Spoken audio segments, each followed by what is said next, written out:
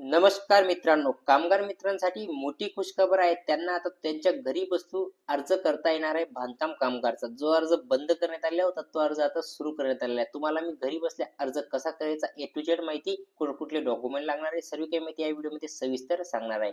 मित्रांनो, आपल्या चॅनलवरती अशाच प्रकारे सरकारी योजनेबद्दल माहिती मिळत राहते. चॅनलला सबस्क्राईब करून घ्या आणि या व्हिडिओला जास्तीत जास्त आपल्या बांधकाम कामगार मित्रांसोबत शेअर करा. तर मित्रांनो, सर्वप्रथम तुम्हाला बांधकाम कामगार इमारत कल्याणकारी मंडळ ही जी वेबसाईट आहे याच्यावरती येऊन जायचं. याची लिंक मी डायरेक्ट डिस्क्रिप्शन मध्ये दिली आहे. सोबतच डिस्क्रिप्शन मध्ये टेलिग्राम आणि व्हॉट्सअपची लिंक आहे, त्याला फॉलो करून घ्या, जेणेकरून तुम्हाला येणाऱ्या दिवसात जे अपडेट येतील ते मी तुम्हाला अपडेट करून देत जाईल. या वेबसाईटवरती आल्यानंतर तुम्हाला इथे एक पोर्टलवरती तुम्हाला एक इथं सविस्तर जो आदेश आहे तो पाहायला मिळणार आहे. या आदेशच्या विषयामध्ये मी एक चर्चावर व्हिडिओ बनवला आहे, त्याची लिंक मी डिस्क्रिप्शन मध्ये दिली आहे. तो व्हिडिओ जाऊन नक्की पहा, जेणेकरून तुम्हाला माहिती समजायला सोपं जाईल. स्क्रोल डाऊन केल्यानंतर ही सेम प्रोसेस तुम्ही मोबाईलच्या माध्यमातून करू शकतात. मोबाईलवरती डेस्कटॉप मोड हा ऍड करून घ्यायचा आहे आणि मोबाईलच्या माध्यमातून करून घ्यायचं आहे. कुठे न जाता सीसी सेंटरवरती न जाता तुम्ही घरी बसल्या हे करायचं आहे, किंवा तुमच्याकडे लॅपटॉप किंवा डेस्कटॉप कॉम्प्युटर असेल तर करून घ्यायचं आहे. इथं पहिले तुम्हाला पाहायला मिळेल कंस्ट्रक्शन वर्कर रजिस्ट्रेशन, अशा प्रकारे पाहायला मिळेल. तर याच्यावरती क्लिक करायचंय. क्लिक केल्यानंतर आता तुम्हाला इथं आधार कार्ड क्रमांक टाकायचा आहे. आधार कार्ड क्रमांक टाकल्यानंतर इथं मोबाईल क्रमांक टाकून प्रोसीड टू फॉर्म या टॅबवरती क्लिक करायचं आहे. आता तुम्ही पाहू शकता मी प्रोसीड टू फॉर्म या टॅबवरती क्लिक केलंय. आता सविस्तर तुम्हाला इथं व्यवस्थित इथं फॉर्म भरायचा आहे. आता इथं तुम्हाला पहिले नाव, इथं मधले नाव आणि इथं लास्ट नाव म्हणजे आडनाव इथं पाहू शकता तुम्ही. तुम्हाला मराठी सुद्धा दिलेलं आहे आणि इथं इंग्लिश मध्ये सुद्धा साईडला दिलेलं आहे. तर आता मी इथं भरून घेतो पहिले नाव, तुम्ही भरून घ्यायचंय. सारखी प्रोसेस तुम्हाला इथं तुमचा जो लिंक राहणार आहे पुरुष महिला हे इथं निवडायचं आहे. तुम्ही मॅरिड स्टेटस मध्ये विवाहित आहे अविवाहित आहे इथं निवडायचं आहे. आता विवाहित आहे म्हणून इथं मॅरिड या टॅबवरती क्लिक करून घेतो. खाली इथं लिंक मध्ये इथं फिमेल करून घेतो. आता मी फिमेलचा अर्ज भरतोय म्हणून इथं जन्मतारीख निवडायची जी असेल ती आधार कार्ड वरती. कॅटेगरी ओबीसी, जी तुमची कॅटेगरी असेल ती तुम्ही निवडू शकता. आता इथे व्यवस्थित पहा, इथे तुम्हाला तुमचा घर क्रमांक जो आहे तो आधार कार्ड वरती आधार कार्डच्या बॅक साईडला ऍड्रेस पाहायचा आहे. व्यवस्थित आधार कार्डचा जो ऍड्रेस असणार तो इथे टाकायचा, कुठलीही न चुकवता. आता हे तुम्हाला इथं इथं जो लाल लॉट आहे ते भरणं कंपल्सरी आहे. इथं नाही काही टाकलं तरी चालेल. तर तुम्ही इथं गावाचं नाव टाकायचं किंवा तुमच्या शहरामध्ये राहतात त्याचं, आणि सिटी म्हणजे तुमच्या तालुक्याचं नाव इथे टाकून द्यायचं आहे. खाली राज्य सिलेक्ट राहणार आहे. इथं तुम्हाला जिल्हा निवडायचा आहे, तालुका निवडायचा आहे, पोस्ट ऑफिस आणि पिनकोड हा इथे टाकायचा आहे. आता मी फिल करून दाखवतो तुम्हाला. आता माझं गावाचं नाव इथे टाकतो मी. आता जी माझ्याजवळ सिटी असणार ती टाकणार आहे.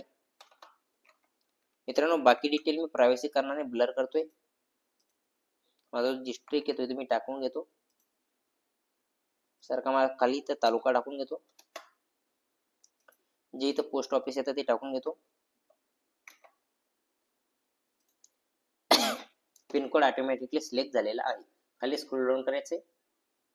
आता इथं स्क्रोल डाऊन केल्यानंतर इथं तुमचं पहिले नाव येणार आहे, इथं आडनाव येणार आहे, इथं जे मधलं नाव पतीचं किंवा वडिलांचं असतं ते येणार आहे, इथं डेट ऑफ बर्थ येणार आहे, इथं एज येणार आहे, आणि इथं स्वस्ताचा जो आधार कार्ड क्रमांक आहे तो येणार आहे.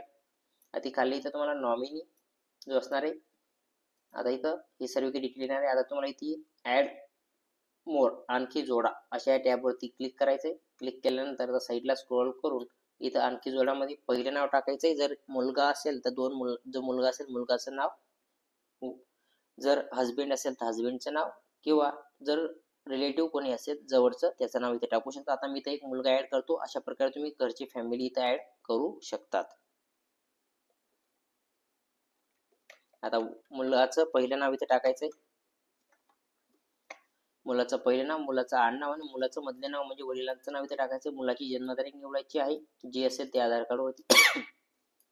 आता इथं काय रिलेशन आहे तर रिलेशन मध्ये सन आहे टॅब वरती क्लिक करायचंय. जर मुलगा असेल तर तुमचा मुलाचा आधार कार्ड क्रमांक ते टाकायचा आहे. जशा प्रकारे वरती दाखवलेलं जाणार आहे तशा प्रकारे तुम्हाला इथं भरण्यात येणार आहे. नॉमिनी, आता नॉमिनी मुलगा निवडू शकतात म्हणून नॉमिनीला मुलगा निवडायचा आहे. आणि वापस तुम्हाला कोणी जोडायचं असेल तर आणखी वरती क्लिक करायचं, आणि जर कोणी कट करायचं असेल तर या गुणीच्या खोलीवरती टॅप करून कट करू शकतात. खाली स्क्रॉल डाऊन केल्यानंतर आता ही महत्वाची डिटेल मित्रांनो, याला तुम्ही समजून घ्या. जर तुम्ही 90 दिवसाचं कामाचं सर्टिफिकेट बनविलं नसेल म्हणजेच तुम्ही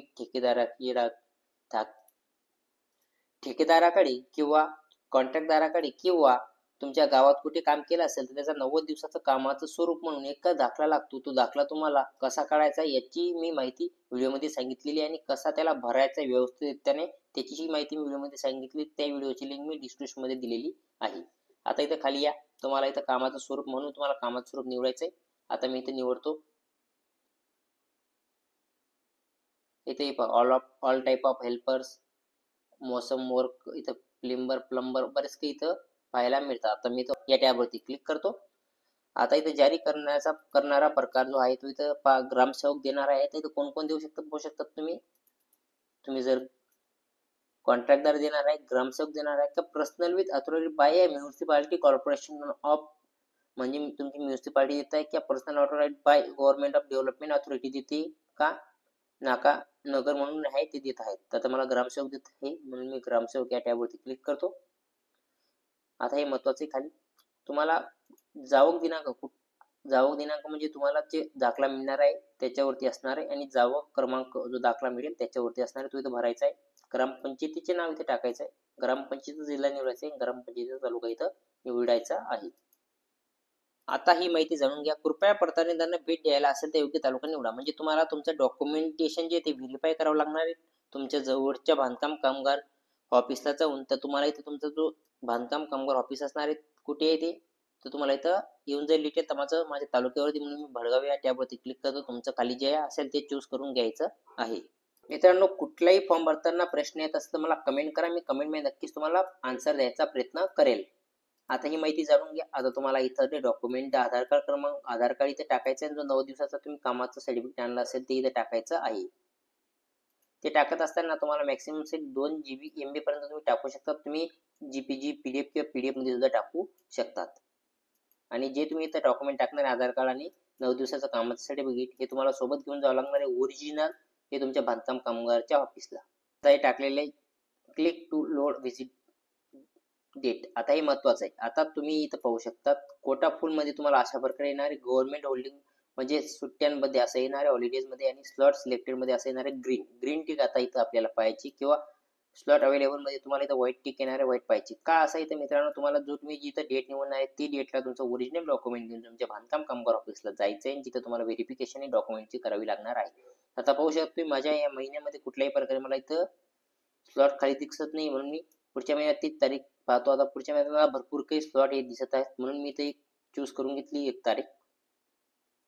आता खाली स्क्रोल डाऊन करतोय आणि इथं तुम्हाला या प्रकारे अशा प्रकारे माहिती येणार. या मी द्वारे जाहीर करतो की महिला माहिती व्यक्तिगत माहिती व समजुनुसार खरी आहे. दिलेली माहिती खोटी आढळून आल्यास भारतीय दंड कायद्यानुसार माझ्यावर खटला भरला जाईल. त्यानुसार मी शिक्षेची पात्र होणार आहे. त्या टॅबवरती क्लिक करायचं आणि सेव्ह या अशा प्रकारे तुम्ही क्लिक करायचं आहे.